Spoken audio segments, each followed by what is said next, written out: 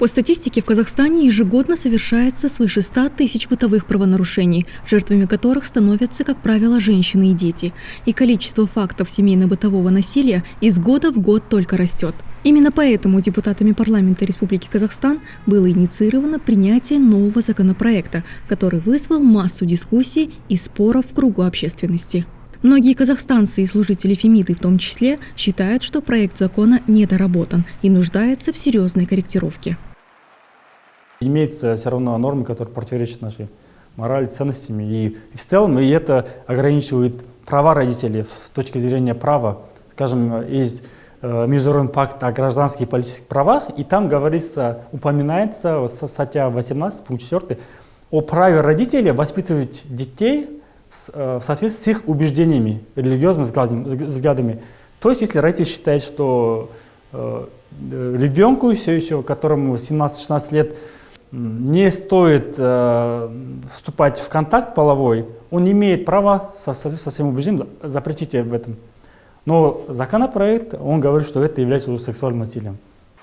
Противники законопроекта полагают, что он не только нарушает принципы международного права, но и ведет к ограничению родительских прав, разрушению семейных ценностей. Под предлогом защиты детей государственные органы станут вмешиваться в дела семьи. Жалобы на родителей, отлучение ребенка из семьи, штрафы за неподобающее поведение близких – все это станет частью семейного уклада. Ребенок же будет диктовать свои условия и поступать в ущерб своим собственным интересам. Аблайхану Кенжебек сейчас 22 года. С 16 лет он мечтал сделать себе татуировку. Родители были против, но, достигнув совершеннолетия, парень, вопреки им, осуществил свою мечту.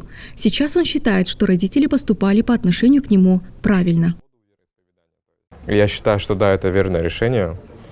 Хотя я прям всеми руками за, я хотел, я даже думал, я убегу, я сделаю, но со мной поговорит мама, скажет, нет, нельзя, ни в коем случае. Я считаю, что они были правы тогда. А вот если бы я пошел, пожаловался, то, используя новый закон, который собирает приниматься, я бы, наверное, совершил ошибку, о которой бы сейчас жалел. Родители Аблайхана – мусульмане. Воспитывали они сына в демократичных условиях, учитывали его интересы и увлечения, оставляли за ним право выбора. Но несмотря на уровень доверия, родители всегда остаются для детей наставниками, занимая ведущую роль в семье. Чаще всего бывает родителю виднее, за что он наказывает своего ребенка, и справедливо ли это наказание или нет. Но когда родитель злоупотребляет своими родительскими правами, то, конечно же, лучше обратиться за помощью ребенку. Психологи утверждают, что ребенок до определенного возраста не в состоянии осознать свое равноправие в семье. Если родители слышат свое чадо, интересуются его мнением, то такое воспитание поможет ему стать гармоничной личностью и принимать осознанные решения. Но если идти на поводу прихоти подрастающего поколения, это может обернуться катастрофой. Семья будет стремиться удовлетворить каждый запрос своего ребенка, то нелегко представить, каким ребенок вырастет в будущем. Это будет избалованный ребенок, капризный, который не умеет принимать решения, который всю свою ответственность просто-навсего переложил на плечи родителей, и ему просто хочется жить такой комфортной жизнью, чтобы весь этот комфорт для него создавали родители. Психолог советует смотреть в корень вопроса, который кроется в отсутствии осознанности взрослых людей. А чтобы развить это качество, нужно прилагать усилия.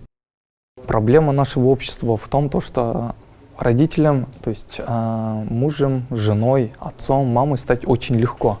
Для этого не нужно прикладывать особо сильных усилий, но вот стать осознанно хорошим супругом, либо осознанно хорошим, правильным отцом, либо мамы, это очень сложно, и это нужно в первую очередь воспитывать себя, бороться со своими страстями и понимать, что ты можешь дать обществу, особенно в первую очередь своим детям.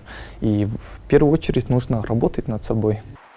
А чтобы жить в морально здоровом обществе, нам не стоит слепо перенимать опыт других стран, в один голос заявляют жители Казахстана. У нас есть свои, говорят они, испокон веков сложившиеся традиции, национальный менталитет, которому чужды заграничные влияния. Мнение большинства, что эта норма идет больше берет из западных норм, и плюс эту норму лоббируют, продвигают те общественные организации, которые более склонны к позиции западных стран.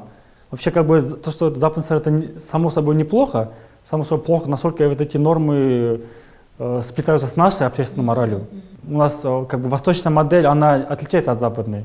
Если западная больше либеральная, больше свободная, это их выбор, выбор этого общества. Наши же восточные идеологии, да, или в обществе у нас больше консервативизм, как-то традиционализм, так скажем, преобладает. И поэтому закон должен соответствовать этим устоям.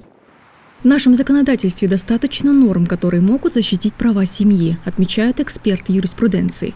Давно прописаны все механизмы и процедуры по защите и сохранению семьи. Нужно лишь должным образом исполнять этот закон и совершенствовать его нормы с учетом современных реалий. И вот этот законопроект, он защищает права, да, безусловно, но где-то он противоречит и нарушает права родителей. Права родителей, которые устоялись у нас в обществе, в традиции. И я считаю, что главой государства было принято правильное решение. И он сказал, что законопроект требует доработки, обсуждения. И нужно сделать вывод, что любой законопроект нужно обсуждать не за закрытыми дверями, учитывать мнение общества и учитывать те устои, которые сложились в этом обществе. Посыл законопроекта о противодействии семейно-бытовому насилию имеет самые гуманные цели, так как направлен он на защиту прав детей, матерей, пожилых родителей, лиц с ограниченными возможностями. Остается надеяться, что проект закона будет доработан с учетом интересов и ожиданий казахстанцев. Ведь благополучие и безопасность семьи являются основой и главной ценностью каждого государства. Амина Хамид специально для Алиф ТВ. Если есть темы и события, которые вы считаете, что нужно осветить, напишите нам news@alif.tv.